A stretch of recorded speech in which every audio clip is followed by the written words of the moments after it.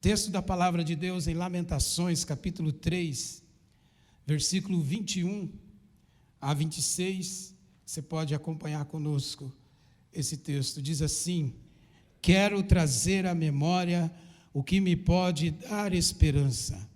As misericórdias do Senhor são a causa de não sermos consumidos, porque as suas misericórdias não têm fim, renovam-se cada manhã. Grande é a tua fidelidade. A minha porção é o Senhor, diz a minha alma, portanto esperarei nele. Bom é o Senhor para os que esperam por ele, para a alma que o busca. Bom é aguardar a salvação do Senhor, e isso em silêncio. Queridos irmãos, eu creio que boa parte dos irmãos que estão aqui conhecem esse texto. Sabe que Jeremias foi um profeta. Ele exerceu seu ministério num período muito complicado para os israelitas. Cerca de 500 anos antes de Cristo, Jeremias profetizou por intermédio, através de Deus, trazendo para uma nação uma condenação da qual Deus não iria voltar atrás.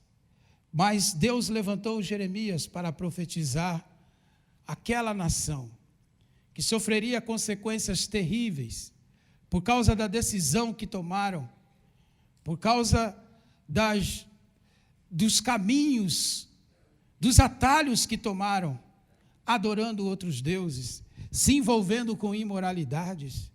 Enfim, as consequências viriam, e Jeremias profetizou neste período. Se você ler todo o livro de Jeremias, lá você vai ver um profeta dedicado, um profeta muitas vezes injustiçado, mas um profeta também com um coração quente por Deus e audacioso diante de Deus. Tem até uma parte que Jeremias ele chega a importunar a Deus em oração, onde Deus fala para ele: ó, Jeremias, para de falar comigo, rapaz, não adianta, para com isso. E Jeremias, ele continuou seguindo o teu ministério. Foi um período muito difícil. E aqui no texto lido, Jeremias está diante de uma Jerusalém destruída. Ele está diante praticamente sobre os entulhos de Jerusalém. Era um caos total o que havia acontecido, o que havia ocorrido. E diante deste cenário, ele descreve e deixa registrado o livro de Lamentações. No livro de Lamentações, ele deixa bem claro cada detalhe dos acontecimentos, o que aconteceu, as pessoas que foram levadas a escravo, e mais, Jeremias revela o que estava na alma dele, o que estava no interior dele, aquilo que ele sentia. Ele rasga o coração perante Deus, e ele ali, através de suas declarações, de suas orações, ele demonstra o seu coração diante de Deus no livro de Lamentações. E nesse registro, Jeremias ele preocupa-se tão somente em lamentar as aflições de Jerusalém e em pleitear perante Deus que não o rejeite para sempre. Porque uma das maiores preocupações de Jeremias era o medo de descrer, de deixar de crer. Era o medo de perder o bem que ele tinha mais precioso, que era a presença de Deus, que era a convicção que ele tinha a respeito do próprio Deus. Era um medo que ele sentia. E no contexto dessa declaração, vemos um Jeremias aflito pelo ocorrido. Era uma tragédia que não só abalara todo um contexto social, político, religioso, como também abalara a alma, os sentimentos interiores que perduravam na mente dele. Era uma desilusão que até mesmo causara nele desânimo e depressão. É só vasculhar. Da mesma forma, também pode acontecer comigo e com você. Acontecimentos que abalam a nossa alma, ou que abalaram a nossa alma, Quais são e que são esses acontecimentos? Por exemplo, pode ser a perda de um ente querido,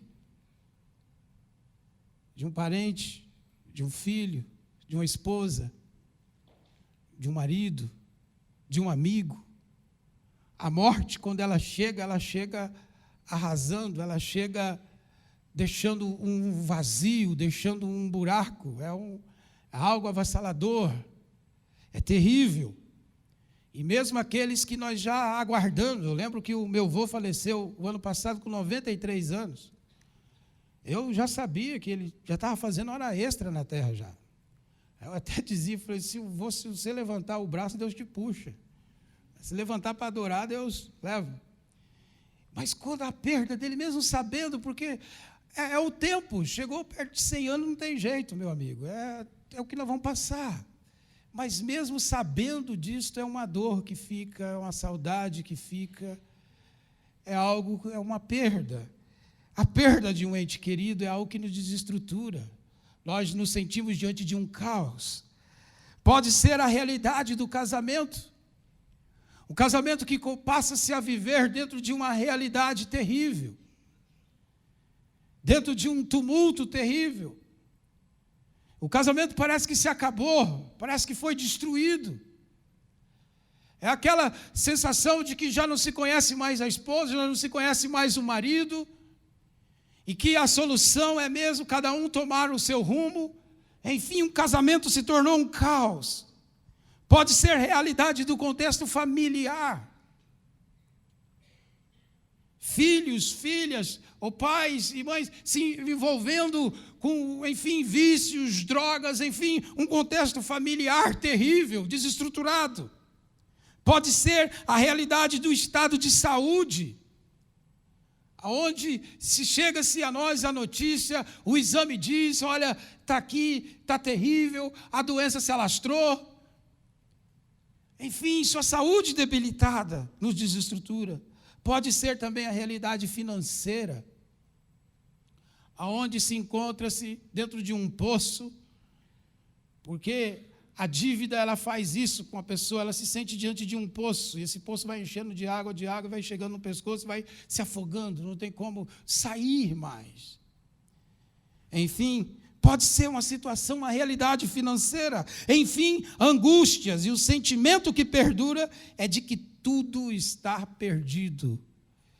Se sente como Jeremias sentado diante do caos, diante dos entulhos da vida. E como é que eu prossigo, como é que prosseguimos depois desses acontecimentos? Como é que eu reconstruo, como é que reconstruímos a vida? Como é que eu reconstruo minha vida se tudo à minha volta está um caos? Como é que prossegue? Como é que se reconstrói? Um casamento que já foi constatado que já não tem mais futuro. Como é que se reconstrói uma vida onde a pessoa a qual nós tínhamos como um bem precioso, alguém a qual nós amamos, partiu? Como é que prossegue, como é que se reconstrói, sendo que sonhos da quais nós colocamos todas a perspectiva, as expectativas, e esse sonho não se realizou, como é que eu reconstruo, como é que eu prossigo? Jeremias, ele tem uma lição a nos ensinar neste dia, para encararmos esses acontecimentos e reconstruir a nossa vida destruída, para prosseguir. E a primeira lição que Jeremias traz é esta: apegar-se ao amor de Deus. Reconstrua-se a vida, apegando-se ao amor de Deus. Isso aqui é muito importante, irmãos. Pois existe um Deus todo-poderoso, Criador do céu e da terra, que nos ama incondicionalmente. Um Deus que fez de mim e de você, um Deus que fez de nós alvos do seu amor. Alvos, eu e você somos alvos do amor de Deus. Uma das evidências pela qual se crer que Deus existe é você. É você mesmo.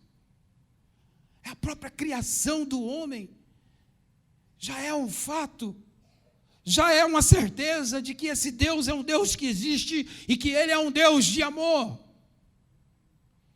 E que na Bíblia mesmo, diante das escolhas que o homem e a mulher fez, lá em Gênesis, que nós podemos ver na Bíblia, Deus teve por amor, teve por misericórdia, teve por sua infinita misericórdia e presciência, permitir que a humanidade seguisse o seu rumo.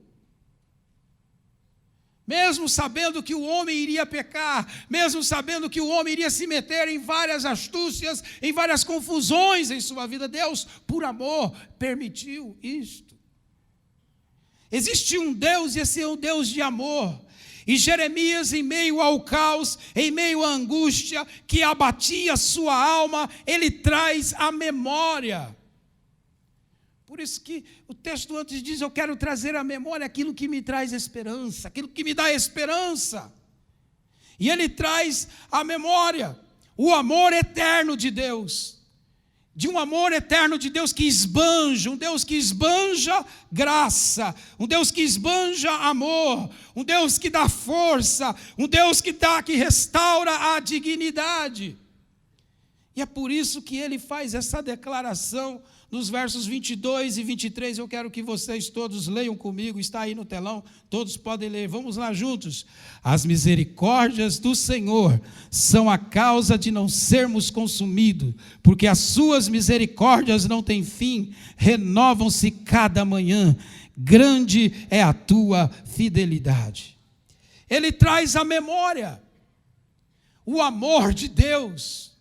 Ele fala, olha, a misericórdia do Senhor se renova a cada manhã. Se você pode dizer assim, olha, será que aconteceu um milagre na minha vida hoje? Aconteceu. Logo que você acordou, a misericórdia do Senhor se renovou sobre a sua vida. O perdão de Deus se renovou sobre você. Ele relembra, ele traz à memória, e ele se apega à verdade do amor incondicional de Deus, que é misericordioso, que é amoroso. Ele relembra de algo da qual ele mesmo apregoou como mensageiro de Deus a Israel, lá em Jeremias 31:3, onde ele relembrou aquela nação acerca dessa verdade. Ele disse, de longe se me deixou ver o Senhor dizendo, com amor eterno eu te amei, por isso com benignidade te atraí. Deus fazendo uma declaração de amor. Querido irmão e querida irmã, tua alma está aflita, ferida, destroçada pela circunstância, apegue-se ao amor incondicional de Deus. Esse amor que faz de você filho e filha de Deus.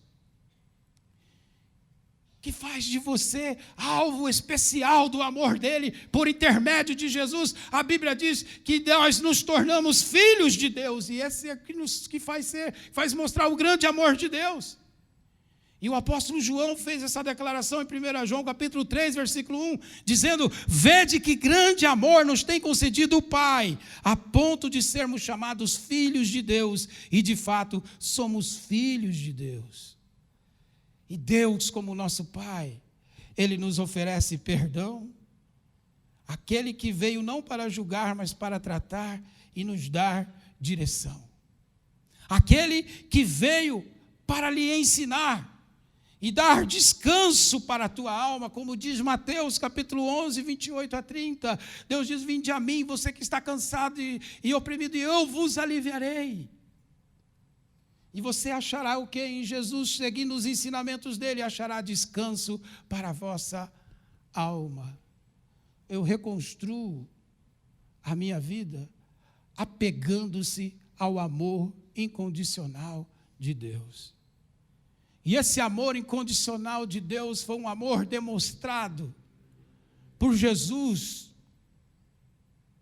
Por exemplo, em Atos capítulo 1, versículo 3 a 9, está ali evidenciado o que Jesus fez entre a cruz e o trono. Porque entre a cruz e o trono, Jesus realizou tudo o que eu e você, tudo o que nós precisamos para viver a vida, para reconstruir a vida, para ser vitorioso nesse mundo. Para, não importando as circunstâncias, não importando os acontecimentos, a nossa vida ser reconstruída dia a dia, a nossa força ser renovada. Entre a cruz e o trono, Jesus nos deu salvação. Entre a cruz e o trono, Jesus nos deu direção. Entre a cruz e o trono, Jesus nos deu o teu Santo Espírito, que é a nossa força. Deus deu o Santo Espírito, que é aquele que nos capacita a viver o bom propósito de Deus nesta terra, nesta existência. Por isso, apegue-se ao amor de Deus.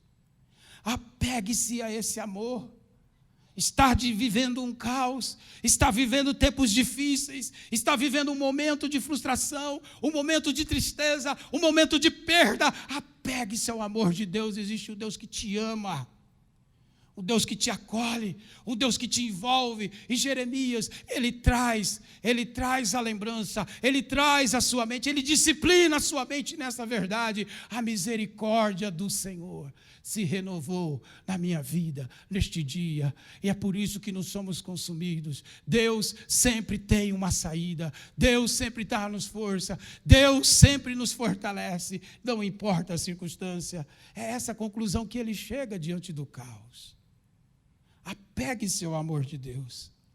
Segunda lição que Jeremias nos traz sobre reconstruir a vida é manter o foco em Deus.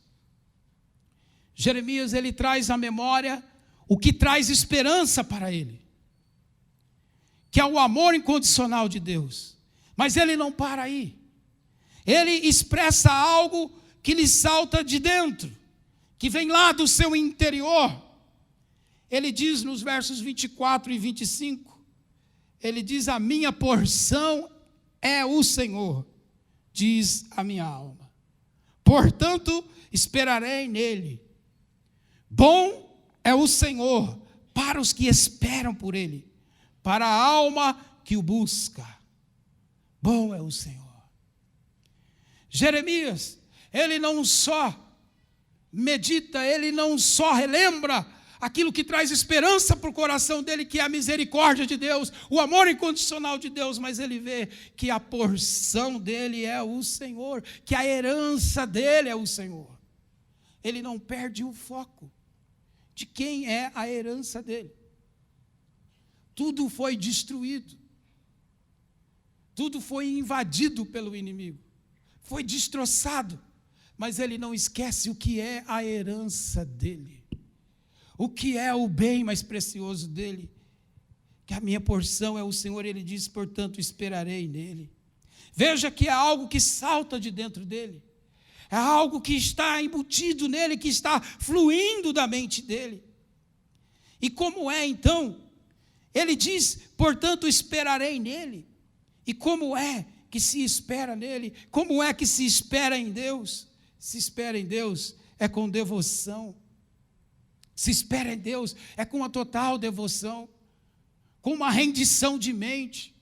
Como Jesus mesmo disse, de corpo, de toda a mente, de todo o coração, de toda a alma. É uma rendição total a Deus. É com devoção, tem a ver com adoração, tem a ver com um estilo de vida que agrada ao Senhor Deus. Tem a ver com uma nova forma de viver, com uma nova maneira de viver. Muitas pessoas, quando passa por caos, quando passa por um momento difícil na vida, ao invés de se recorrer àquilo que é a sua herança, acaba tentando reconstruir a vida da maneira errada, da forma errada. Alguns se entregam à imoralidade, outros dão lugar à murmuração, outros dão lugar à incredulidade, outros dão lugar ao desânimo. Mas Jeremias traz uma lição para mim, para você, traz uma lição para nós, de que nós devemos não perder o foco jamais, mas reconstruir a vida com o foco em Deus, porque Ele é a herança, Ele é o bem maior que nós podemos ter. Em meio às tragédias que abalam a alma, o mais sensato é cada vez mais devotar-se ao Senhor Deus, e isso esperando na bondade dEle, esperando na bondade dele. O salmista fez isto, como diz o Salmo 62, versículo 5. Ele diz assim: somente em Deus, ó minha alma, espera silenciosa, porque dele vem a minha esperança. O salmista entra num alto papo com a própria alma dele. Somente em Deus, ó minha alma, espera silenciosa, porque dele vem, é de Deus que vem a minha esperança. Deus tem uma saída. O apóstolo Paulo, da mesma forma, declarou que só existe uma única maneira de ter as necessidades necessárias para a alma supridas, que é em quem? Que é no Senhor, que é em Jesus. Ele diz em Filipenses 4,19, que o meu Deus, segundo a sua riqueza em glória, há de suprir em Cristo Jesus cada uma de vossas necessidades. E aqui ele fala, essas necessidades é de forma integral, é em todas as áreas da nossa vida. Em Jesus, todas as áreas da nossa vida são supridas em Jesus. Porque Ele sabe o que é melhor, não perder o foco, manter o foco em Deus, manter o foco no Senhor. E também aqui, afirmando a respeito disto, sobre esse manter o foco em Deus, é que nas lutas, na circunstância, a nossa tendência é sempre dar lugar à incredulidade, a dar lugar ao desânimo, a se entregar à desistência. Mas quando o foco é Jesus, Ele se transforma em nós como força. A nossa herança é o Senhor. Tudo o que precisamos é Jesus Cristo. A alma está ferida, Jesus, Ele é a cura. Talvez você diz, mas pastor, já tenho ouvido isso direto, eu ouço isso nas músicas, eu ouço isso, meu irmão. Então se envolva com Ele, entregue-se a Ele, faça de Jesus a sua consciência, a sua forma de pensar, sua maneira de agir, de se portar. Faça de Jesus o seu alvo, porque é disso que se trata a palavra de Deus, é disso que se trata a vida eterna, é disso que se trata a salvação. É nessa pegada, nessa lição que Jeremias traz. Mantenha Deus sempre no foco.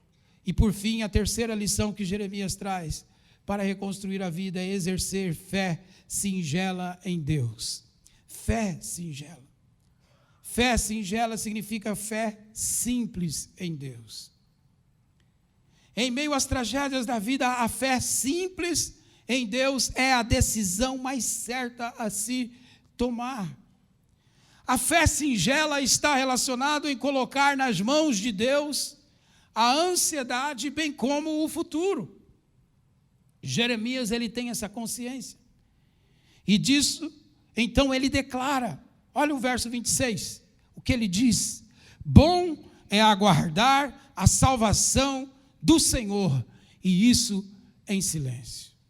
Bom é aguardar a salvação do Senhor, esperar no socorro de Deus, não se precipitar em tentar ajudar a Deus em suas promessas, e tentar ajudar a Deus em suas promessas, mas confiar caminhando de maneira sensata.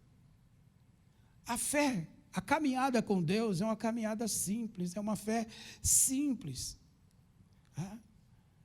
Muitas pessoas, quando se diz aqui querendo ajudar a Deus, na Bíblia nós temos um exemplo de pessoas que quiseram ajudar a Deus.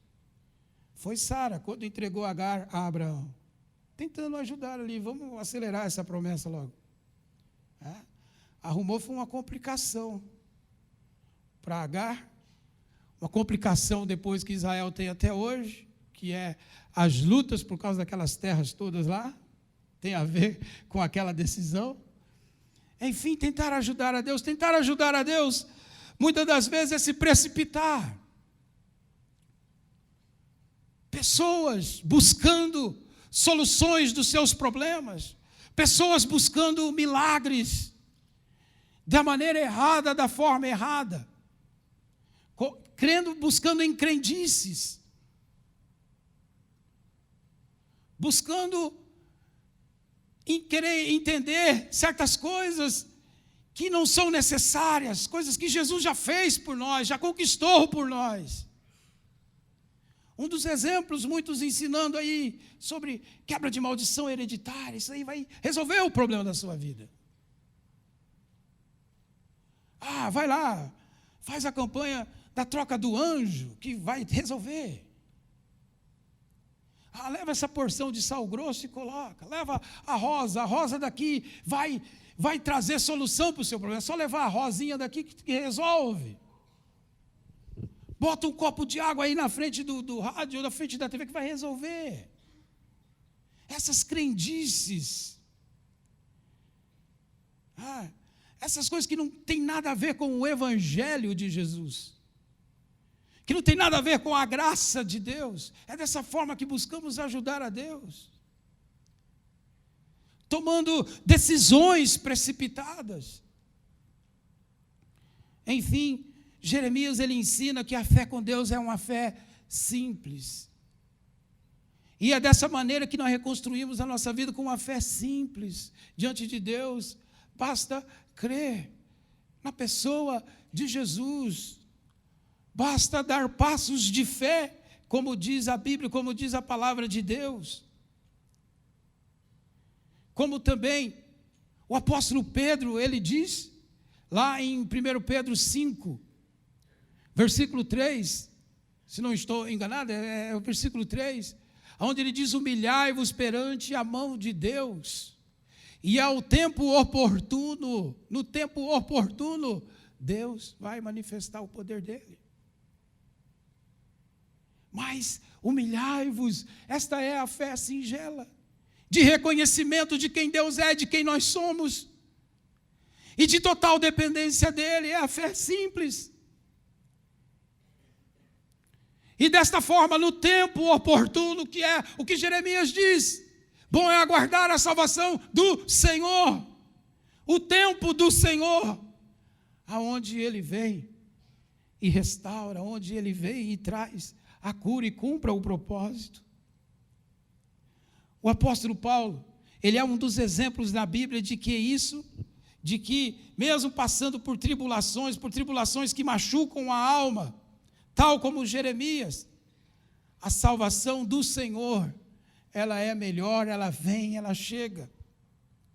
Em 2 Timóteo capítulo 4, versículos 17 a 18, o apóstolo Paulo está passando por um momento ali, por uma circunstância ali, por um momento desse de caos, por um momento desse de desolação, por um momento desse de abandono. Mas ele faz essa declaração: mas o Senhor me assistiu, me revestiu de força, para que por meu intermédio a pregação fosse plenamente cumprida e todos os gentios a ouvissem. Olha o que ele diz: fui libertado da boca do leão. O Senhor me livrará também de toda obra maligna, me levará salvo para o seu reino celestial. A ele a glória pelos séculos dos séculos. Amém. Confiando no Senhor, Deus o revestiu de força.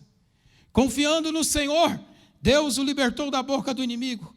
Confiando no Senhor, Deus o encheu da maior esperança do Filho e da Filha de Deus, que é a eternidade. Por quê? Porque através de uma fé simples, confiando no Senhor, crendo nele, se transformou para Paulo, para Jeremias, para todo homem de Deus, se transformou em força, se transformou em libertação, se transformou em esperança. Se reconstrói a vida desta forma, desta maneira, apegando o seu amor de Deus, é um amor incondicional. Se reconstrói a vida tendo Deus como foco, não perdendo jamais este foco. Se reconstrói a vida diante do caos, com uma fé simples em Deus, uma fé verdadeira no Deus vivo, no Deus que é eterno. É tão simples que o escritor de Hebreus, e aqui eu encerro esse momento, o escritor de Hebreus, ele diz: acheguemos, portanto, confiadamente junto ao trono da graça, a fim de recebermos misericórdia e acharmos graça para socorro em ocasião oportuna. Acheguemos ao trono da graça. E esse trono da graça está diante de você. Basta clamar. Basta crer. Jeremias aqui, eu fico imaginando como é que ele estava. Eu acredito que ele estava sentado no meio dos entulhos de Jerusalém. Dos entulhos. Tudo destruído, foi invadido. Pessoas levadas cativos para a Babilônia. E ele lá sentado. E ele traz à memória a misericórdia do Senhor. Ele traz à memória que o Deus poderoso ao qual ele serve, ele traz à memória que é só crer que a vida ela é reconstruída. Senhor Jesus, cada vida que aqui está, o Senhor conhece a história, o momento que está passando, Senhor. Que a Tua palavra tenha produzido, e eu creio que produziu vida, possa levar este irmão, esta irmã a reconstruir a vida, Senhor. Diante da decepção que foi, Senhor, de não ver o sonho realizado, diante da perda, diante de circunstâncias da qual não consegue entender ou compreender, que chegou a tal nível, a tal ponto de desânimo, de desistência, e agora precisam reconstruir a vida. Que o Teu Espírito Santo, com essas palavras, possa conduzir, possa levantá-los, e possa levá-los a viver o melhor que o Senhor tem, que é a cura, que é a libertação, que é a esperança. E diante de todas as tribulações que virão e virão nessa existência, eles possam experimentar da vitória do Senhor, da graça do Senhor, desse Deus que é misericordioso e bondoso. Amém. Missionária Central de Maringá.